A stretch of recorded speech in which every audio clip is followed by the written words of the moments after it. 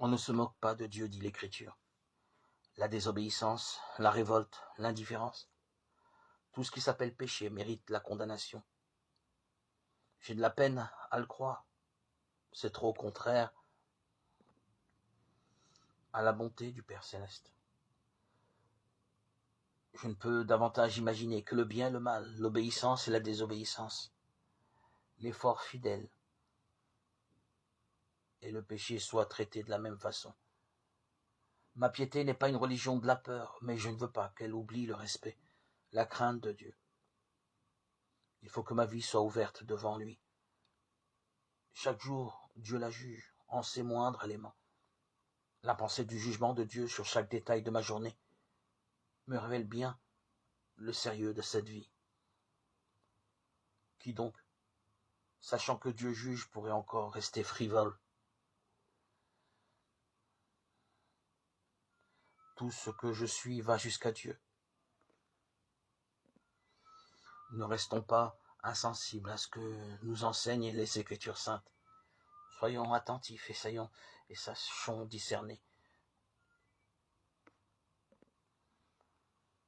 ce que Dieu attend de nous, ce qu'est la crainte de Dieu, ce qu'est le suivre et ce qu'est l'aimer.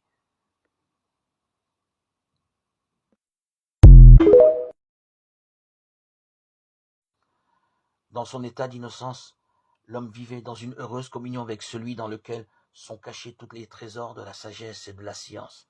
Colossiens 2:3.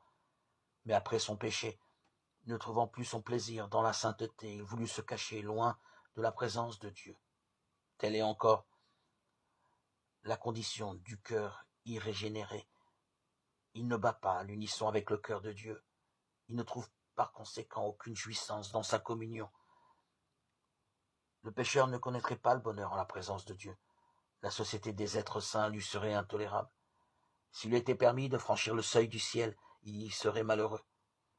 L'esprit de complet désintéressement qui règne en ce lieu, où tous les êtres sont en harmonie avec l'amour infini, ne ferait vibrer dans son cœur aucune corde sensible. Ses pensées, ses intérêts, ses mobiles seraient en opposition avec ceux de tous ses habitants. Il serait une note discordante dans la mélodie du ciel. Le ciel serait pour lui un lieu de torture. Sa seule pensée serait de s'éloigner de la face de celui qui en est la lumière et la joie.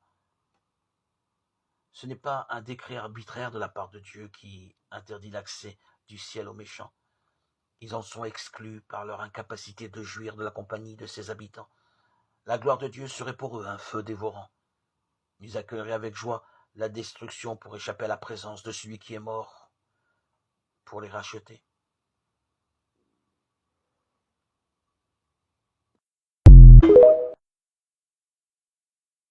Au commencement, Dieu créa. Genèse 1, 24, 26. Dieu créa. Mon cerveau demande pourquoi. Mon cerveau ne peut pas répondre. Et le Tout-Puissant ne me doit pas de compte. Pourquoi le Créateur m'impose-t-il le séjour d'ici-bas? Je l'ignore. Je ne cherche plus à percer ce mystère.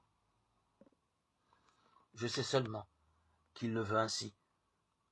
Je sais encore que dans ce monde, la route à suivre est bien tracée. Obéir. Plaisir, souffrance, espoir, déception. Douce fraternité et brutale séparation. Vie, mort. Il m'arrive souvent de ne pas comprendre, je ne sais qu'une chose. Dans le mystère de l'existence, suivre la route, obéir à celui qui commande et qui sait pourquoi. Le pourquoi de toute chose.